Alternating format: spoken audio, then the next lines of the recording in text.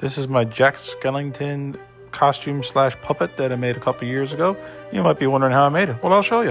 Started off with his head. I found this design for a Jack Skellington head online. I'll put the link for that in the description below. So it was made out of cardboard, put together with hot glue and masking tape to basically hold it together for the shape until the glue dried. And then you eventually come out with something like this. I actually used some wood filler in to fill in the gaps because I really never had anything else handy. My plan for this costume was to actually wear it outside and maybe put it out for a Halloween decoration on the lawn. Obviously, a cardboard head is not going to hold up, so I coated it in resin. Again, I can put the link for this down below. Never took too long, and it hardened overnight, and it basically comes out just like plastic. So I was able then to cut it in so I can make the mouth. This is what it looked like once it dried. It pretty much dried overnight. And again, I coated it on the inside too because I wanted it to hold up. And then I drew everything on there the way I wanted it. And then I finally cut the mouth. You got the screw there on this side, and you can see a piece of plastic on the inside. I just made a simple joint so I can open up the mouth and close it. And I painted it white. And the eye holes I filled with black foam in behind. The nose I just drawn on there. And behind the mouth it's just a piece of cloth. Now inside Jack's head, I just put another piece of that foam that goes over the PVC. And then I used some more foam to reinforce that so it would be more stable. So this is EVA foam. You can get them in this cylinder shape. This is what I use for Jack's finger joints. You might have noticed on one of them there, it kind of looked like I was cutting it. I actually did try to just use a utility knife first to cut the shape, but then I just decided to use a rotary tool. Much faster, easier. You can shape it up a lot easier. Makes a mess, but you know, just take your time at it and you'll shape them all out. And then you end up with the finger joints like this. And then to join it all together, I just use wire. I actually use wood for the palm. In between the joints, I had some plastic and some electric tape. I use wood for the palm because I need to have a way to join the hand to the arm. So I hollowed that out and I put a nut inside of there, glued that in, and then there will be a bolt at the end of the arm that they literally just screw on. So that's the bolt, not quite into the arm yet because I have to build that next. So the frame, or skeleton, is built out of PVC, and I have it all joined together with the zip ties. This is the knee, and these are the hips, and you can kind of see the elbows there, and I believe those are the shoulder joints, and then that's just to show how easily he can sit up. Like all the joints actually work like real joints. It's pretty cool. Again, that's the shoulder joint there. So to actually fill out Jack's body, I used furniture foam for the torso itself.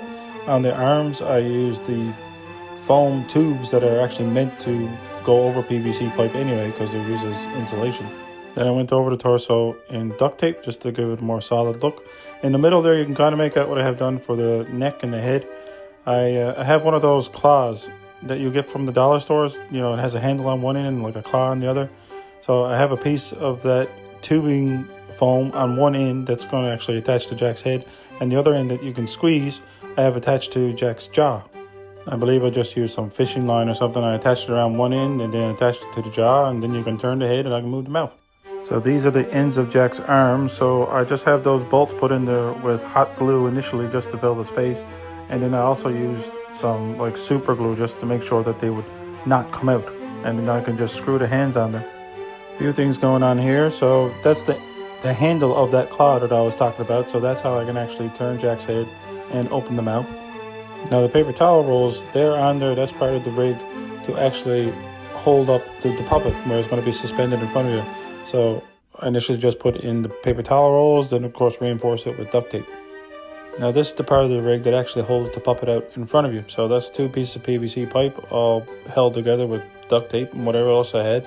And it's put down into a baby carrier. So then those two paper towel rolls just slide down onto the two pieces of PVC, and it holds up quite well.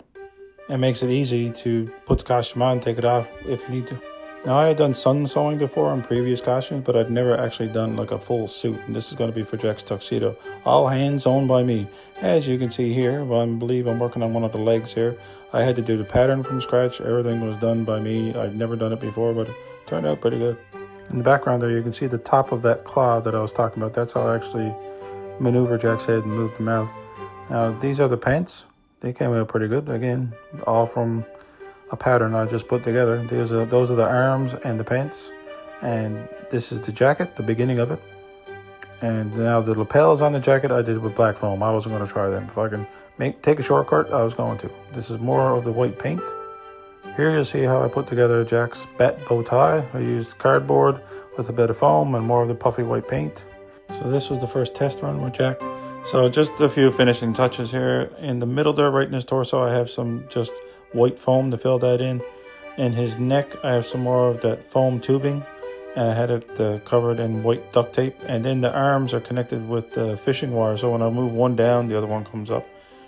Here you can see the movement of the head, the movement of the jaw. It all worked out pretty good there. And then I can walk along with them. Here you can see what it looks like from the side. And that's the movement. Yeah. So obviously you want to wear dark clothing in behind so nobody's really paying attention to you. And you can walk around with them. The legs just attached onto the bottom of my leg, top of my foot. I just had it onto with Velcro. That's the baby carrier there. And again, it just slides onto the PVC. Up inside the head there, you can see that there's a piece of foam. You just slide the head down on top of one end of the claw, and then you can move the head, and the other piece of the claw moves the jaw. Worked out well. And this is the whole movement of the costume. Again, you can move the arms around, you can move the legs, move the head. That's my Sally helping with one of the hands. And that's us. That's that costume. So if you have any questions or need anything cleared up, just comment down below, and I'd be happy to answer.